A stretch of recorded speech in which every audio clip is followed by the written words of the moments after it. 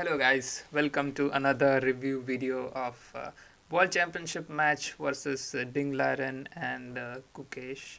Um, Gukesh from India, Ding from China. This is the 13th match and till now the score is 6-6, and let's just dive into the game, I guess. Uh, okay, so today we had Gukesh with white pieces and Ding with black. And as you know, Gukesh with white plays these amazing setups, and this is what we were looking forward to. The accuracy both sides were amazing as well. So we start with e4, the first surprise of the game. I know Gukesh has played e4 before and didn't get much out of it, but then came another surprise. What I was thinking was Gukesh maybe goes for d4 because this is the last game with white, and Gukesh has to start. As white, you just set the tempo of the whole game because you decide what line you are playing, and once you know what your opponent is playing as defense, you can just set the whole tone of the match. So being white is very very important, even though we say that somehow engines give equality to both the colors, but again setting the game towards a direction is in your hands. So Gukesh decided to go with e4 again because obviously according to engines e4 is the best move for white. I don't like to play much, but okay, fine. Too much on e4. And Ding goes for French again. I guess this is the third time he's playing French, and yeah, Gukesh goes with d4, and again we have French on board. And here we have another moves, knight to c3, but exchange variation also works, which happened last time he played, I guess. And this did not happen this time. Now knight comes to c3, so there is no idea of c3 pawn to c3 or c4. So we get a knight on c3. So anyways, Ding goes to f6. I don't know why this is very slow on the servers. E5 we get again, and the knight redirects to d7.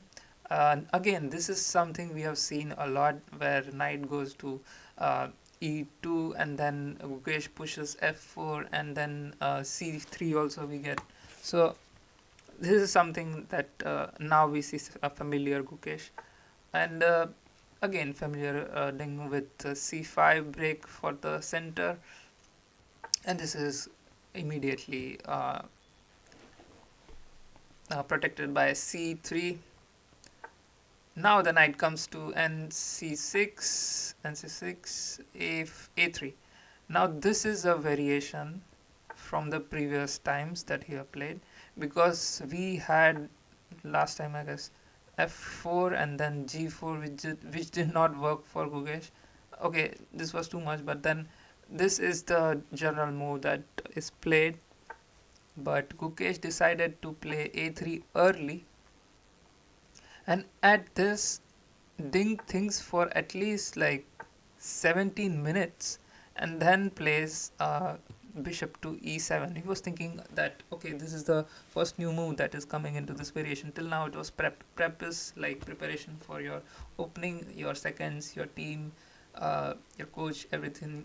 Everyone just prepares you for those openings. Last game, game 12, Gukesh didn't go well with his prep because he was playing good, but his prep was in a way it let him down. Um, with black pieces though. So now he has white, so he has more control.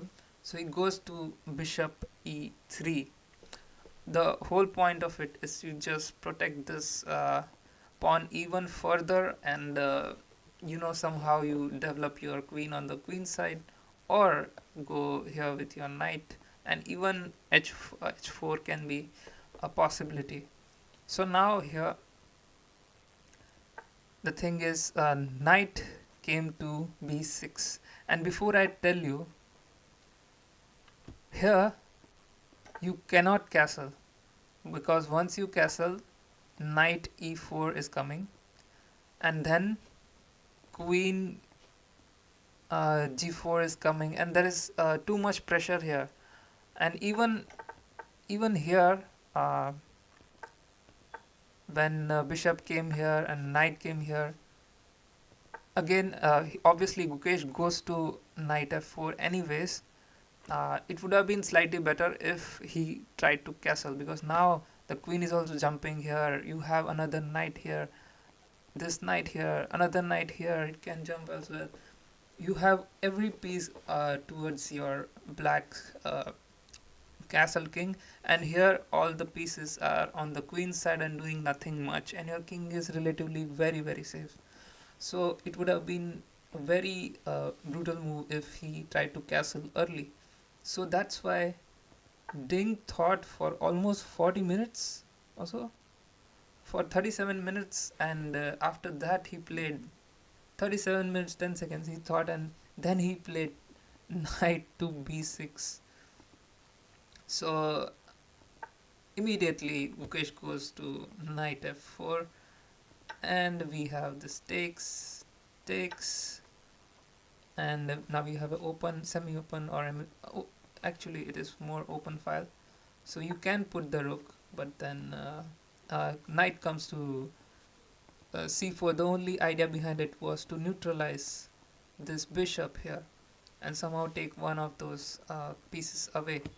But then Gukesh anyways took on c4, because he was thinking that this bishop is not going to play a major role in the whole match, and this way you can also get rid of one of his center pawn, and then now you have a strong d5 push as well. So yeah, Ding takes on c4, and now you have this amazing move as well. But before that, you need to prep it to push, because you don't have to push your pawn prematurely, because pawns can't go back, but pieces can. So now again, here, even here, maybe he could have gone uh, queen to g4, and which would have given significant advantage to white, because if you try to do this, and it's just like creating a lot of holes. Now you have a dark bishop as well, which is going to be a nuisance for you. So that did not happen, and Gukesh went to knight e2. Even the post-match presentation, Gukesh said that he was not considering this move. And now Ding gets more chance to counterattack. So he tries b5 move and castles. Again, castles for Ding, and now comes knight c3. Rook comes to b8. Now this is some move that Ding has played a lot of times, because he wants to push this b4 point. We have seen from both sides actually. B4 and b5 pushes were very crucial in the previous matches as well. So he was trying to just push, and maybe let's see what happens. But another thing was waiting for Ding, which was knight to h5. Now you'll think, what is so threatening? Nothing is happening. But the thing is, now the queen is coming here and threatening this. Now if you try to do this, this is actually bad for you, because first of all, the queen will come here, and if you try to do this, you can also get bishop to h6. Now you'll think, hey, this is a free queen, but no, you're just mate in one. And anyways, this is a kind of a soft spot for these two squares are really very soft for black. If you go here, try to maybe go here, and now you are very happy, even though the queen takes. this, you have a lot of pressure over here, and even this is coming. So a lot of pressure on black. You can give up a pawn, but then your position would be very good here. So playing g6 would not be a good move, and so Ding plays the only decent move that actually gives him makes him to stay in the game, which is f5. And he also thought for a long time after this. No, he did not think. Gukesh thought a long time for this, because he thought like 20 minutes. He thought for this move before playing it, and the thing is, there are two possibilities. First of all, this is the n passant move. This is the special move that you play when something like this happens. You have a chance of taking the pawn here, but you only get the immediate next move. Otherwise, you can't. Suppose you played this, and then you play. You can't take here now. So you have to decide immediately what you have to do. Immediately, you have to take the pawn. So there were two possibilities, that he could have taken it or not taken it. There were also some possibilities of pushing this pawn. You take this, and you take this with a check, and this is actually a decent position for white as well. White is doing good here. Even if it comes here, then you put your rook here, and white is doing amazing on this files. So but that did not happen, and there were other lines as well which were profitable for white, but Gukesh decided to take it because he had to take a decision immediately. So he took the f6 pawn, and now bishop takes, and we have queen to f3. Now generally, someone of our rating range would never play this. Someone with 1900, 2000, never you would play this, because you have this discovery on bishop. But in this special case, what could have happened was,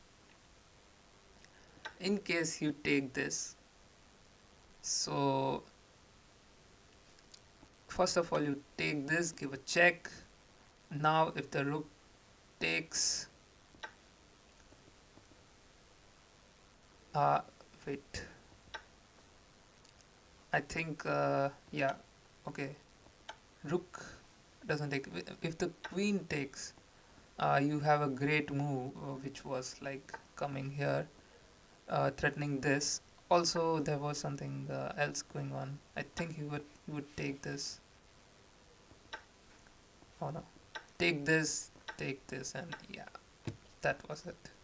Sorry, it takes time for us to even understand these moves. Okay, so yeah, that would have been not so great position. Taking with the rook would have been decent, but I think still you can go here, and then yeah, that would have been, oh, that would have been good actually. You go here, and then wow, you just take this rook. So it was very tricky to play those moves, because here right now you are threatening this loose piece, which is the knight, uh, and also attacking on this bishop. So it was, again, it was equal according to the computer, but for human eyes it was very difficult to spot. You would think either way, if black has some chance or white has some chance, but it would never seem like an equal position. So queen goes to e8, just to protect this knight and attack this knight as well, because now if the queen moves somewhere, suppose you get this or that, so now your queen is attacked, and you have to also protect your knight. So now comes this amazing move. No, wait, there's two more moves later. Knight takes on f6, and rook takes on f6, and now queen goes back.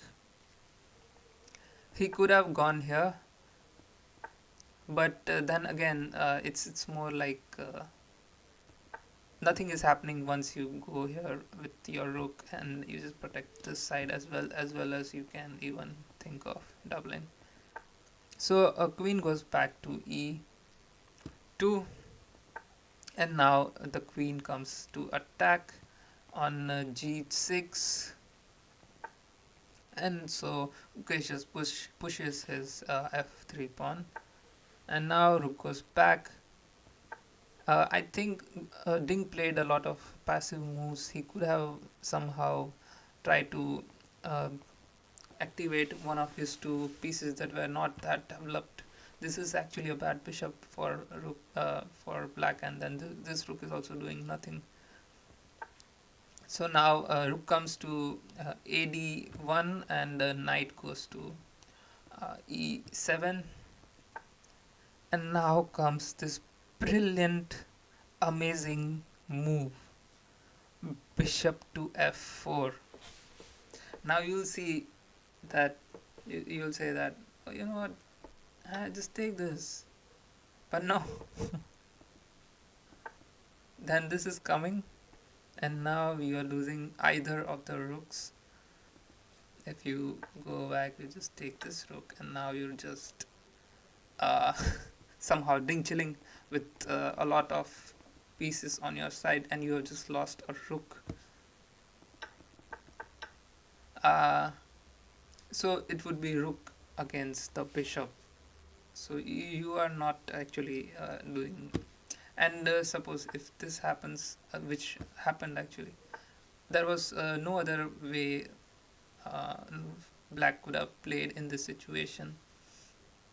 So rook goes to b6, protecting this pawn, as well as getting away from the attacks, and also placing your rook here won't be that good because your bishop will be not developing. So now again the bishop is under threat, and very quickly Gukesh plays this c7 move, and now rook goes to b7, which is very badly placed. Now it had no other choice to do, no other choice to make, because if he goes here protecting here and attacking this, you just take here with your knight, and now you're like, wait a minute, but I can play a6 and attack this knight. But see, this is the beauty of chess. Till you have pieces on the board, even if they are about to die, you can actually use them. For instance, bishop goes to d6, pinning this knight, and you'll be like, I take, but no, your rook is also gone, and your bishop is also safe. So this is something interesting. Also, you took one extra pawn of your opponent. So this was not a threat at all, and thus Ding avoided it all completely and went to rook b7, and now we get bishop d6 anyways. Now it pins, but still you can get rid of the pin as well, like this. Rook e8, and bishop takes anyways, rook takes, and now queen comes to e5. Now here there were a couple good moves as well. Knight to, you can zigzag knight here, but then he thought playing queen to the center was very crucial, because now you have some initiative on the queen, and because now your queen is going to all places, like it's attacking at so many directions, whereas queen here is just looking here in this diagonal and this. So for white, this was very good queen, and a6 comes in. This is just to protect this pawn, because it is doubly attack and you can take it with your knight. There won't be a better way of protecting it. So if you thought you protect this like this with your bishop, but you can also do this, takes. So, and there were other tricks as well. So playing bishop uh, won't be important.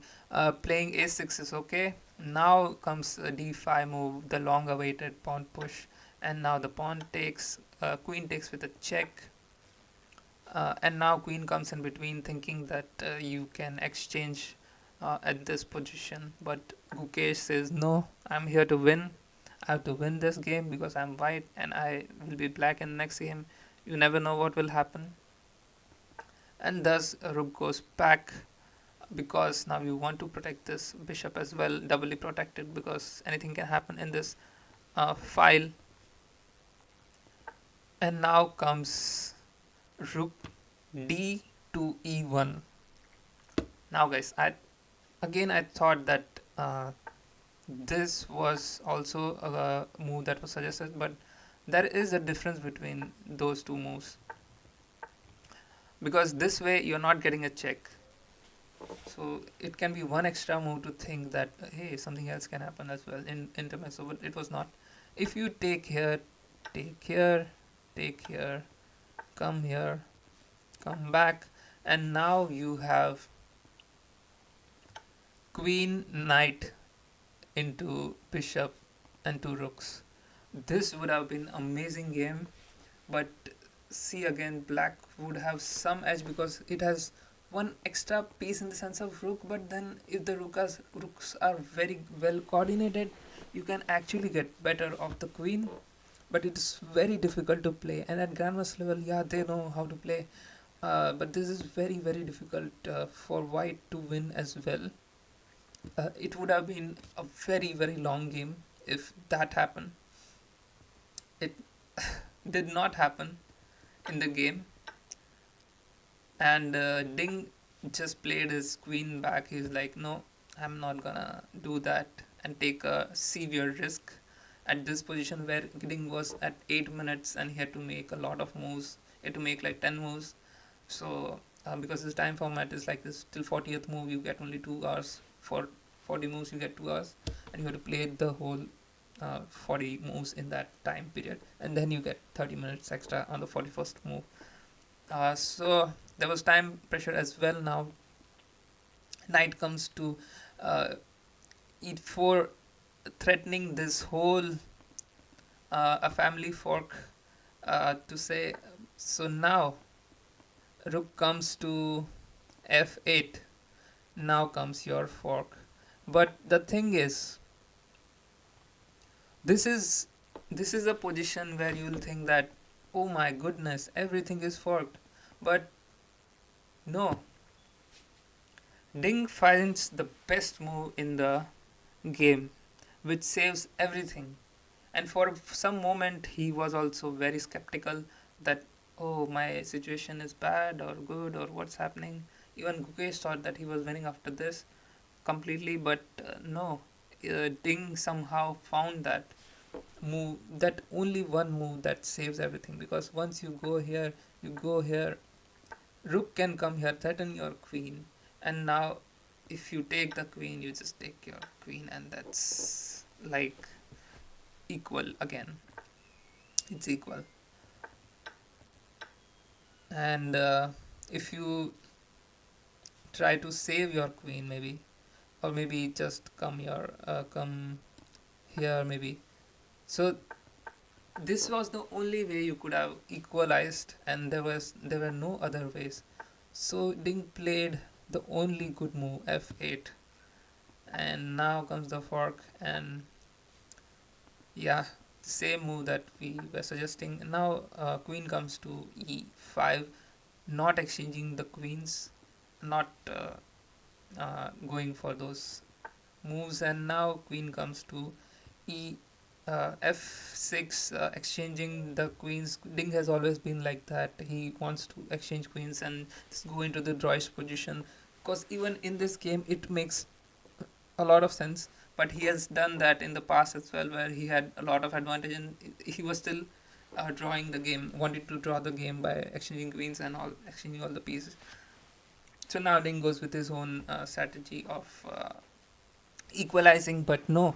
Gukesh said, no, I'm not here to exchange queens. I'm here to win.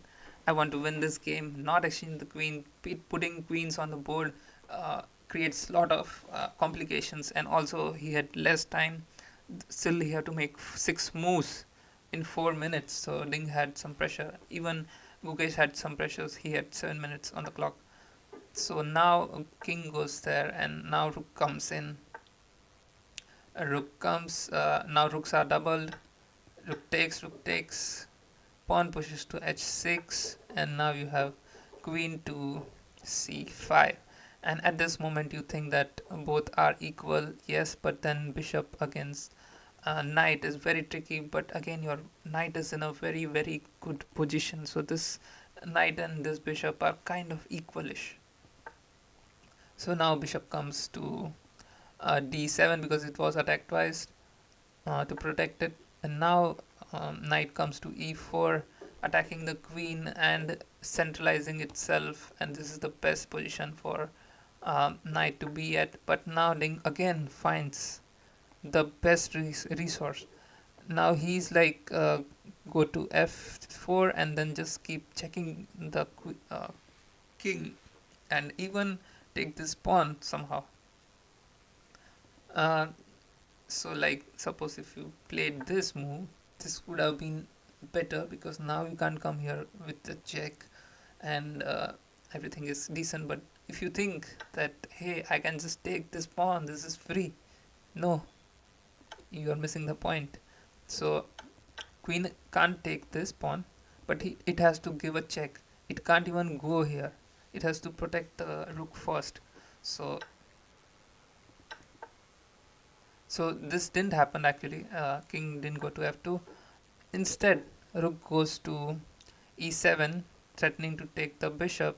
So now he had to decide on his 40th move. He had one move left and 2 minutes or something left. So he just played. No, this is not the 40th move. Next move is the final one. Yeah, no, this is the move. Bishop comes to f5 and threatening to take the knight and just equalizing the game because here the bishop is not that good, but the knight is very good. So queen comes here just protecting this pawn and not letting anything tricky happen. So now also the main thing was to threaten check mate in one. So now rook comes to g8, which is kind of the only move. And now you go with h3 just to create a hole so that if there are some checking ideas which you can just go, or even push here if you need to. You don't need to. Now the check comes in. Now the king comes to f2. And yeah, bishop takes knight, and you have to take it with the rook because if you take with the queen, you just lose a pawn, and if you take with a pawn, it is inviting a lot of checks. So rook takes was the only move, and now uh, comes c3. Now Ding is like, if you don't wanna draw, Gukesh, I'm just gonna force you to draw. So c3 now, because the thing is, once you take c3, this structure is draw. So I think anyways Gukesh had to take it because if you don't take, then you'll be behind the game. And king goes here. And now again there are a lot of ideas to just mate black. So this rook is kind of pinned to this position, and it will take a lot of time for this rook to go out of that position. Now comes a5. Now you start thinking that you have a pass pawn, but the thing is this is on the edge also. You have queen and rook, which will obviously take two or one of those pawns. And now comes c4, queen c4. uh, Queen goes to e5, and at this point you think that you know what, somehow the exchanges are coming in. And now queen takes to b5. There is pawn exchange. You get some checks. Queen goes back. Pawn is taken. And now this is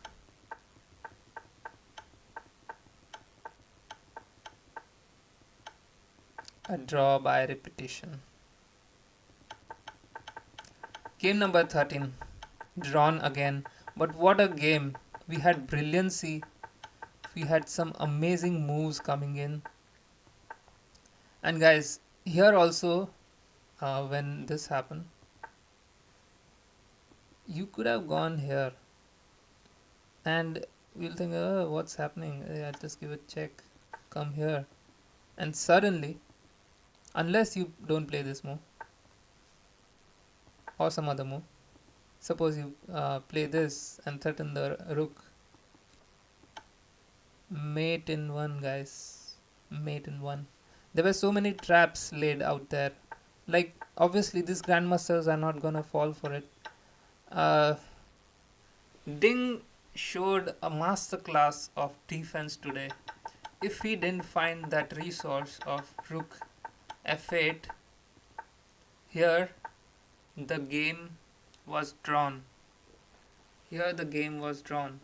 If he did not find this resource, the game was done. Gukesh was winning. This was the only move on the board that would save him. Every other move was losing for Ding. So you can just say that, hey, this was a great game, but also this was a defensive masterclass by Ding. Somehow with black he has drawn, and now tomorrow we have Gukesh with the black pieces. And trust me, guys, having black in a very pressure situation, especially given that you have lost the game number 12, which was with black, and your opponent is doing amazing with white, and he has his prep ready, he has his opening ready. You just have to defend well. And the thing is, opening is totally, sometimes just thrown towards your team, and your seconds, they know the best defense, they know at what move what is coming, they know the move orders. Everything is very important when you select an opening, because Gukesh lost in his opening prep in the 12th game because he had no chance to play any move. That is how precisely Ding played with white. And if again that situation happens, it might be Ding winning or Ding drawing. At least winning with black would be impossible for Gukesh.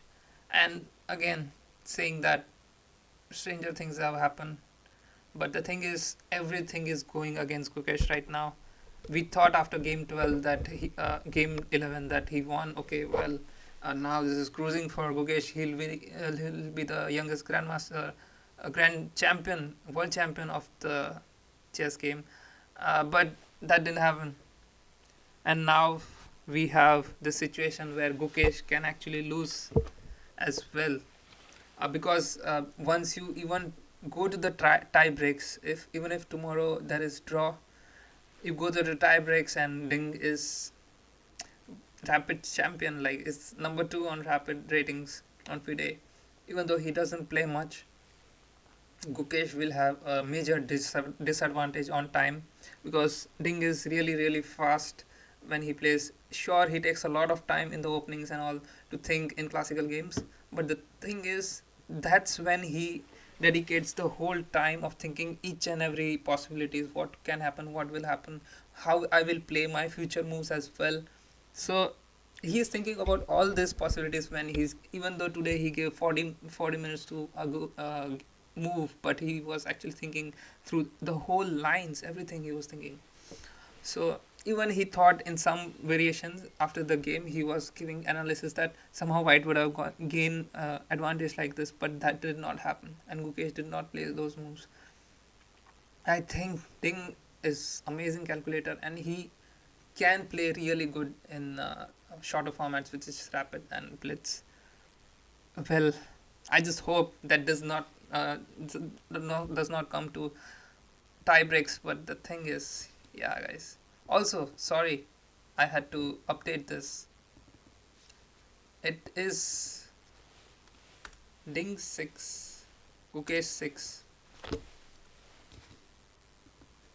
And now today, also it was a draw, so it was 6. Now it is 6.5, 6.5, and we have one last game left. Anyways, thank you so much, guys, for viewing this review.